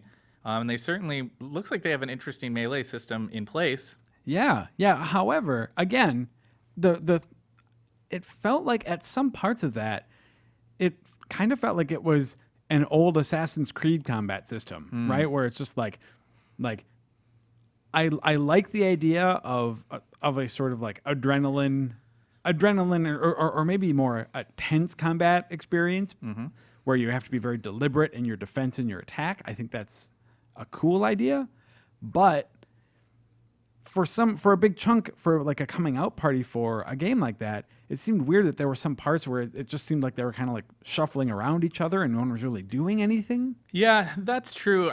I will say, though, that one of the things that I liked about it was that it felt like a real game demo. There hasn't been a lot of that at the show. At the press conferences we've seen so far, there's been a lot of preset recorded either trailers or what few glimpses we've gotten of gameplay have often been things that have been preset. And you could tell that this was real thing going on, a little bit more representative of actual gameplay. And as we all know, actual gameplay doesn't have those sorts of set piece, everything flows in perfect time kind of vibe to them. Yeah. And I think that's totally fine. But at this, even so, when you're coming out with a new IP, I mean, first you have to sort of like educate people on like what this is. When this is working well, when this is under ideal circumstances, this is the kind of experience the game provides. Yeah. But I mean, I think that they have an interesting idea there. Mm-hmm. Definitely a lot of, for more and more gamers who are interested in sort of team-based stuff, but maybe not everyone who wants to sort of go the shooter route or the MOBA route or something. I think more options in that field only helps. Absolutely. So, I mean, it's definitely one to keep your eyes on, if nothing else. So, and it's from Ubisoft Montreal, and so that if I'm looking for a new game from one of Ubisoft studios, Ubisoft Montreal is an awfully good bet. They're known for their innovation and for strong development talent at that studio. Some of the best games that Ubisoft has made have come out of Ubisoft Montreal over the years. So I'm happy to see them having a chance to branch out into something beyond Assassin's Creed, Far Cry, for sure, and do something new. We saw a couple of little expansion packs. The crew is expanding out into some new cars, monster trucks, that kind of thing, along with these like summits they described that are these kind of like big race tournament kinds of things. At the very least, I know that The Crew was a game that came through our offices. A bunch of us picked it up brought it home, played it, and fell off really quickly. And yeah, that seems to be the experience. At least here among the office, I think that maybe it's possible that that's anecdotal to us, but I think that in the broader gamer audience, that there's been a little bit more lukewarm reception to that title than some. Yeah. And so I do think it's good that ultimately that they're supporting it, right? For the audience that is still there, it's great that even though it hasn't been necessarily the biggest success in their stable of games, that they're continuing to offer something to their audience. And that proves something that I think Ubisoft does well, is that they recognize that not every game is going to be a super blockbuster right out of the gate. Not every game franchise, I mean. Yeah. And if they're doing an expansion pack for this, it means that they're probably interested in continuing the franchise and doing something more with it. So that's a good sign. Yeah, I think in general, when it comes to E3 though, it's a little bit hard to really get someone's blood pumping with, the announcement of an expansion at, to, like you said, a sort of decently received game. Yeah. Yeah. And I think that also kind of, well, and a little bit same, but a little bit different is the other expansion they announced, which was for Trials Fusion. Right. So they did, Ubisoft did Blood Dragon, Far Cry Blood Dragon, which was just that totally like gonzo 80s tribute. And well loved. People loved that. Oh, yeah. So it looks like they're doing a similar sort of like, let's get a little crazy with this by, instead of having you be on your motorcycle or whatever, you're on a flaming unicorn. Yeah, you're a weird cat on some kind of flaming unicorn. Yeah. And I mean, like all of that stuff seems really cool. They, we had some feed troubles at that point, a little technical difficulty, but I didn't see anything of like how that actually manifests in the game, what that means. Right. If it's just, I doubt it's just like a new skin, right? I mean, it wouldn't just be like, hey, now you look like a unicorn, but you're doing all the same stuff. Right. So it's gotta present some sort of like crazy options, some different way. It's got to be very different, because a lot of how Trials Fusion functions just as a game is about handling the physics of two wheels. Right. You do not have two wheels on a four-legged unicorn, so that's not going to work. It's got to be something pretty different. Which, I don't know, I think that's kind of cool. I think your comparison to Blood Dragon is a good one, showing that Ubisoft is, I don't know, open to experimenting within established franchises, and that's great. Yeah. I think we just need to see a little more from that before, before we come down one way or the other on it, I think. Yeah. We also got to see an extended section of The Division, showcasing this new Dark Zone thing. Which, okay, let's take a step back first, because I know both you and I thought that looked like a really frustrating experience where people were going to just shoot you all the time. Yeah. But I will say that The Division is shooting for a similar space in games to what Destiny has done, which is, they have this sort of open world, a cooperative experience. You're leveling up, you're getting new gear and loot and all that kind of stuff. Right. And certainly there's not a lot of games like that yet on the market. And I think for a lot of folks, The Division has potential to be a competitor in that space. Right. But would you play a mode in Destiny where you go in and you finally get, some legendary weapon that you want, and instead one of your buddies just like shoots you and takes it? Yeah, it does seem problematic, and it's hard for me to imagine that anybody who goes in there isn't just going to always shoot. Like if they like have a sight on some other players, that they're not just going to be like, oh, well, they have stuff I want. And if they don't shoot you immediately, they're going to shoot you eventually. So it's just, like, again, I don't. Maybe I'm missing something with this. Maybe maybe there's some layer of nuance that they haven't like explained, but it just seems like I like games where there can be a little bit of mind game between the different teams that are playing. And on this one, I'm just having trouble. Like, it just seems like it's greed 100%, and everyone's greedy. And because it's you know what I mean? You're anonymous on the internet, you can just be a jerk ass to whoever. And anyway. What they showed off there is, I think, not what's going to be the normal scenario, right? Like, if you and I and a couple buddies are going in, I don't know that I don't know that like we're going to be the kind of people who are going to go in there and shoot each other, right? In most cases, maybe Joe would, but I'm not going to play with you then. Right? Well, I guess but exactly that's the point. You don't play with people who do that. And so those groups will probably remain largely loyal to each other. Is what I'm saying, just by virtue of mutually assured destruction, I guess. Yeah. And the other groups that might show up in those areas, maybe you do fight them, maybe you avoid them. There is still the PvE component of that we saw of you taking out like powerful enemies that are in that space. It's kind of a neat idea that you would have a part of the game world. You know, if the rest of the game world is more structured missions and things like that, that you could go to this space and be like, okay, if we go in there, it's really dangerous, but it's something that we can get really good loot. We might run into some other players. We might run into some like AI enemies who are harder than we can beat. Yeah. But we're going to take a chance on that because we think we can go in and get something neat and then extract before we get totally wasted. Yeah, and I think you hit on the important point in there, which is like it's a separate zone. It's not part of the. It doesn't seem like it's part of the sort of like core world that people are going to be interacting with. It's sort of an opt-in. If you want to play with internet jerks, you go right ahead. Right.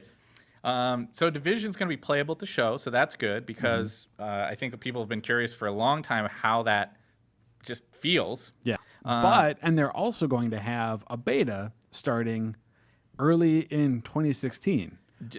Right leading up to a March release. Right. So having a solid release date for the Division is good. I feel like this game has been in the wings for a long time already. It has. I mean, and these games are really complicated. These large open world shared space shooters. I mean, Destiny took a long time to put together. Division has taken a long time, and it could be argued now that perhaps they came out a little early with the Division in showing it off, knowing that it was still going to have to be another couple years before they really had it ready to go. Regardless, we're now getting pretty close. Yeah. So that's good news. Okay, so we saw Ubisoft's entry into the city simulation genre, Anno 2205. Right. Well, I mean, it's their I think it's their series. There have been previous Anno games. Absolutely. Also. Yeah. And so this series, I think, is going to be is kind of interesting to me as somebody who likes games like SimCity and City Skylines, that kind of stuff, because it looks like it kind of provides some of that experience, but with a little bit of a sci-fi overlay. Yeah.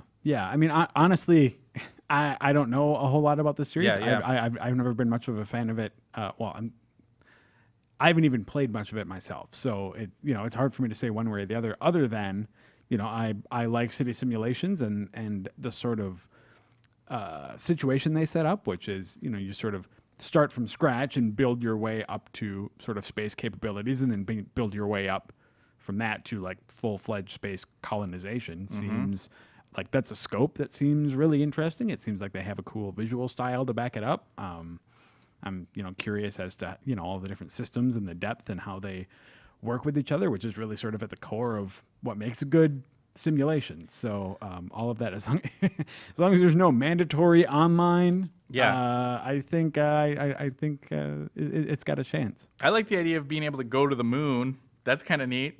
I think one of the things I didn't get out of that demo, even though it seemed like they were talking that they were showing us some things that were kind of like the in-game engine stuff, we didn't really get to learn much about like how the game functions, what makes distinct, how do you handle this sort of city building experience. And it feels like that, particularly for a genre like that, is something that's important. I know maybe that would be a little bit boring for a press conference. I get that. Yeah. But I felt like that was maybe there was something missing there of getting some sense of what this gameplay is like, or what makes it distinct from the other entries in the genre. I'd agree with that. But the one thing about this entry that they pointed out also, though, is that it's coming to consoles in addition to PC, which has been a traditionally PC series. So.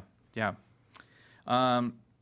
They showed off Just Dance 2016. No surprise there. This is an absolutely gigantic property for Ubisoft, even though it's not necessarily one that you or I, or I think a lot of folks out there who are big Game Informer guys, are necessarily it's not necessarily everybody's favorite core gaming series, Yeah. but there's no denying that it is a huge property for them. It's big with kids. It's big with families. It's big with markets that aren't traditional game consumers. And it's sort of a worldwide phenomenon, Yeah, which I is mean- why we're getting new entries all the time. It sells really well. It's certainly paying bills for Ubisoft. I can't complain about that. Yeah. I mean, it's just, I also can't pretend to be super excited about a series that I don't, I don't particularly care for it. Right. Like back when the other music games were sort of really hitting it off, Just Dance sort of stood out as a much like super simplified version. It's sort of a way for you to like listen to songs you like and barely It's sort of kind dance play along. along. Yeah, Yeah. And I'm sure the mechanics have gotten more involved since then, I hope. But just because it's not some like super deep thing doesn't. I mean, like music is cool. People Yeah. like dancing. Exactly. So if there's a game that facilitates that and people like it, more power to them. The biggest thing that they had to say about that was the fact that you no longer need to have a camera on your console. Yeah. That they're basically letting you use your smartphone. Yeah. I wonder how much of that is inspired by looking at the number, like the attach rate numbers of like how many people with an Xbox One have a Kinect? Yeah. How many people with a PS4 have a camera? Yeah. And then being like, we need a different solution here. Well, absolutely, especially once Microsoft had abandoned the Kinect last year and proved that this year at their press conference this morning. They didn't even mention They did it, not right? mention Kinect. Yeah. The only, as we talked about in our post analysis of Microsoft's conference, the only presence of the Kinect during that show was somebody giving a couple voice commands, and that was it. And so that's as clear of an indicator as you can get that the what was once this all-in commitment to Kinect's always going to be important for the Xbox and to the Yeah. Xbox One just hasn't panned out. Well, and okay, this is a thing for a whole different press conference. But what I'll say on that front is just like you can't wave that around as a weakness of like, oh, Microsoft is flip flopping and they said this because like they responded to what people They were did. responding to or not responding to. Like people didn't like that camera. They did. People didn't want to play those games. But- so Microsoft shifted focus. I think that that's commendable. But to the point, like for Just Dance, which sort of relying on the presence of something like that. True, yeah. It makes sense that Ubisoft has recognized they need to find their own solutions. Yep. And that's what they've done. The game's coming out in October, along with this new Just Dance Unlimited streaming service, which just seems like a subscription, more songs. Yeah, that was the you're sense. subscribed, you get more songs. Yeah, sort of an ongoing thing that you can just kind of plug into and like party. Yeah, they didn't mention costs, at least not that I heard. So I guess I don't know. How I didn't that's hear gonna that pan out, either. but- If it was there, we missed it. But it would have to be relatively affordable, I would have to think. I mean, your audience that you're talking about that's going to be most enthusiastic about Just Dance isn't necessarily one that's going to want to spend $50 a month on, streaming stuff. Right. So, so we'll see how that shakes out. But again, But at the same time, if they follow the Rock Band paradigm, which was like a few bucks for a few songs, sort of. Yeah, but here you're talking about something that's like an ongoing stream, right? Distinct from downloading. Like with Rock Band, you were sort of spending a particular amount of money, like you do on iTunes. Right. Right. The different, like Rock Band was more sort of the iTunes model, where it sounded like what they were talking here was more almost like the Pandora model. Yeah. Okay. Which is a little bit different of how music is getting relayed to you. That's true. That's true. So I don't know. I'm not sure exactly how it'll work, but again, even though it's not a property that's necessarily at the top of my personal list, I think it's probably a smart move for them, for the people who love it, having more songs that are constantly coming in and letting you just kind of turn it on during a party or something like that would be great news. Yeah. Another big sort of franchise that they put out in front of us again was Rainbow Six Siege, which I believe we saw at E3 last year for the first time. Yeah.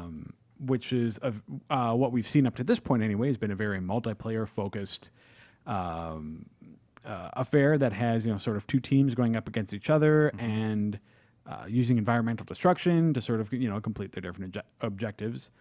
And what we saw here today, well, in addition to seeing that they have Angela Bassett, right, which is awesome, in there, which is sweet. Do you watch American Horror Story? I at do. all? I'm not up to the seasons that have her. Oh, really?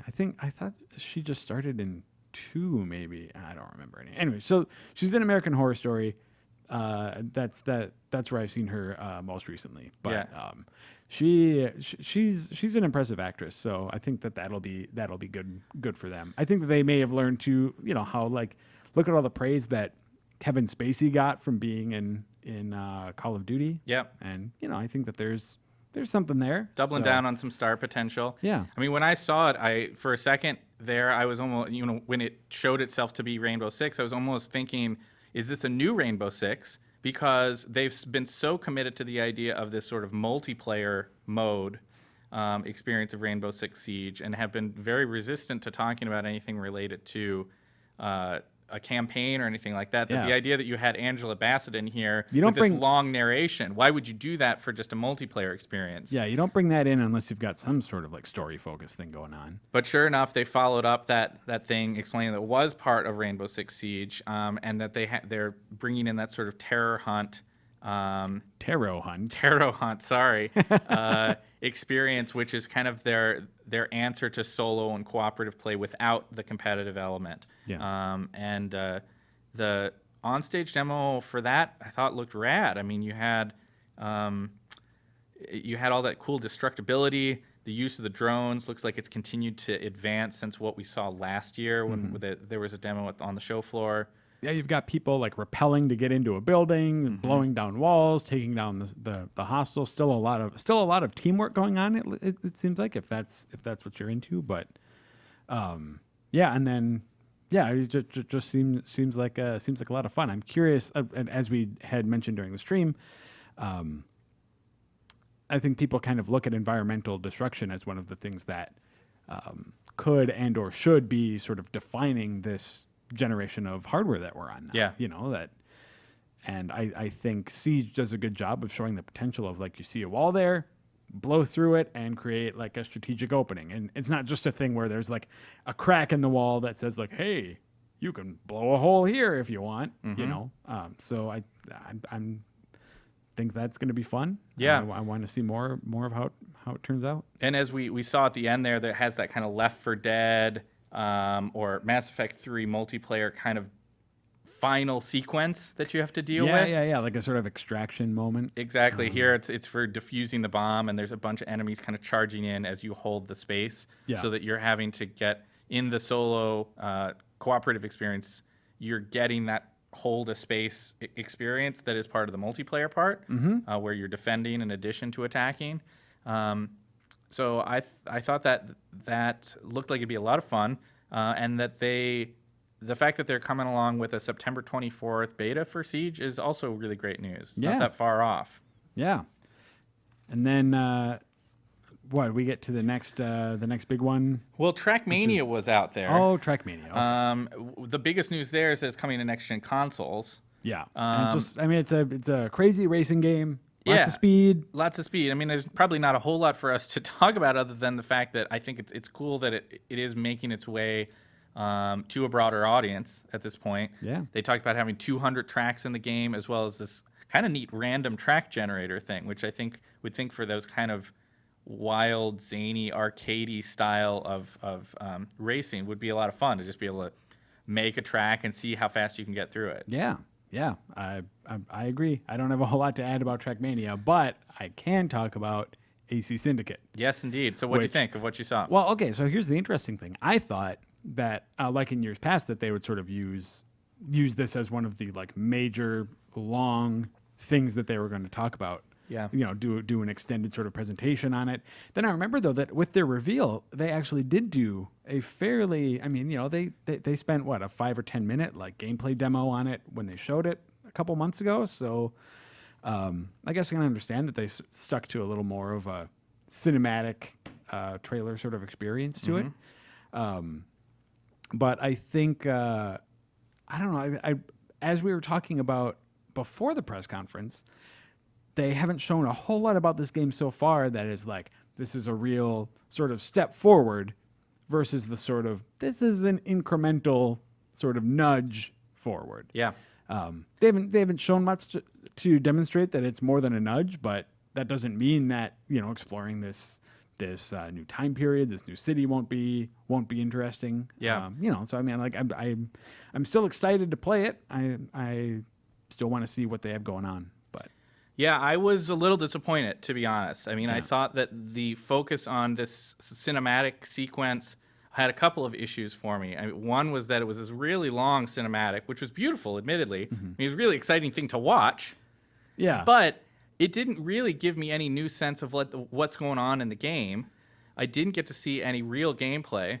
And you don't have a totally clear sense of like, what am I seeing right now that's supposed to represent like what it's going to play like, and what is just like a cinematic thing. Yeah, Like, exactly. The lines were a little blurry there for sure. I mean, the clearest thing that they communicated through that cinematic was that the gang building aspect of the story of Jacob building up the Rooks is a big part of the story. But And just I saying get it's that. important, but nothing about how that works.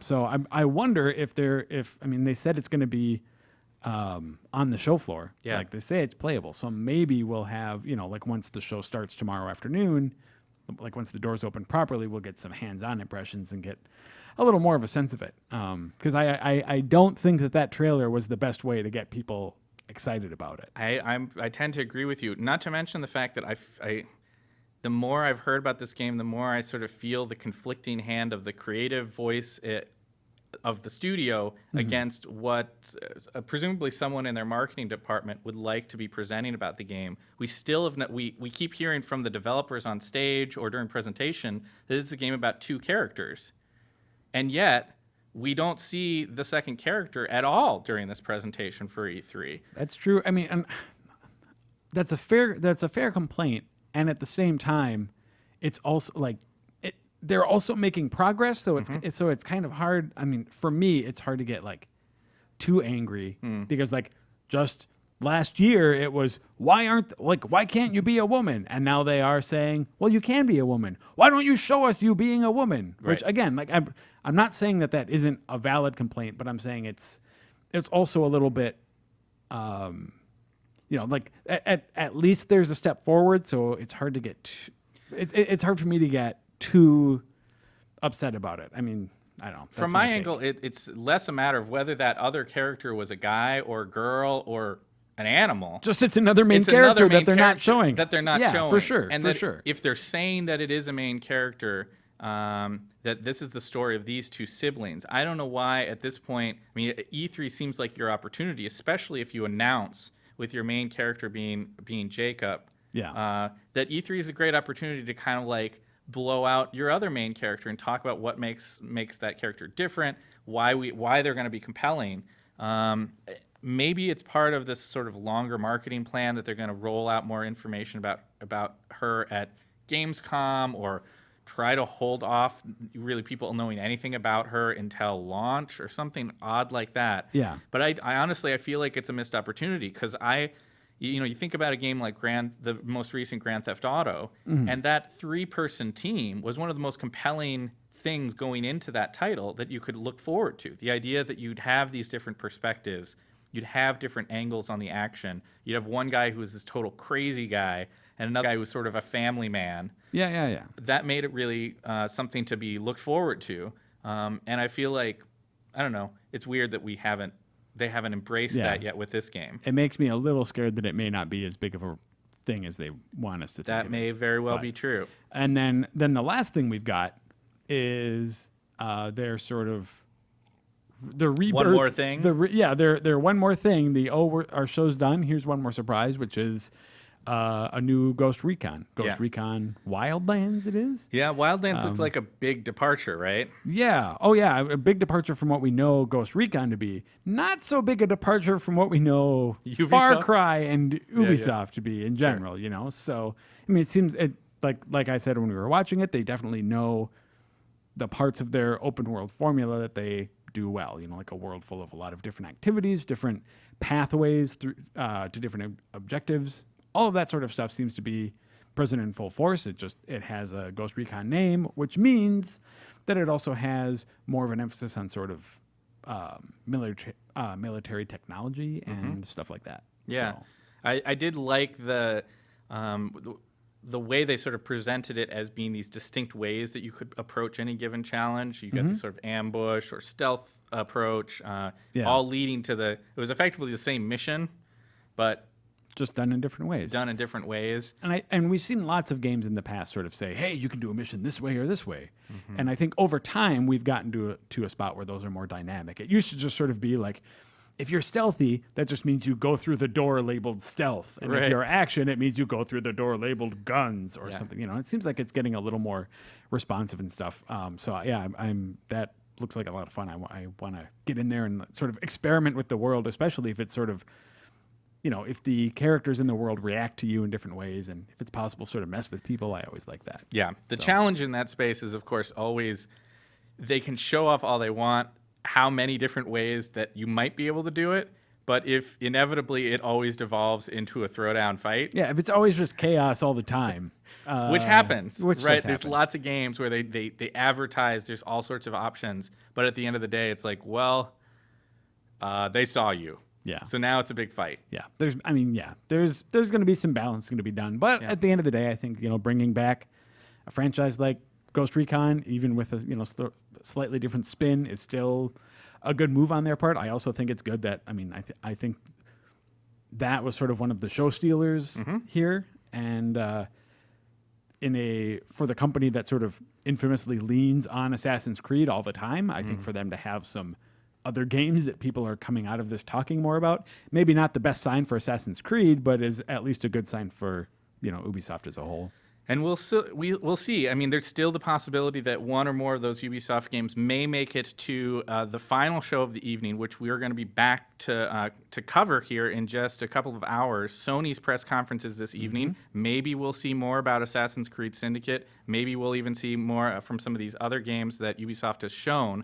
But whatever it is, we will be here to talk about it. And we'll hope that you all join us then when the Sony press conferences starts. Yeah, thanks for tuning in. We'll see you later. Thanks for watching.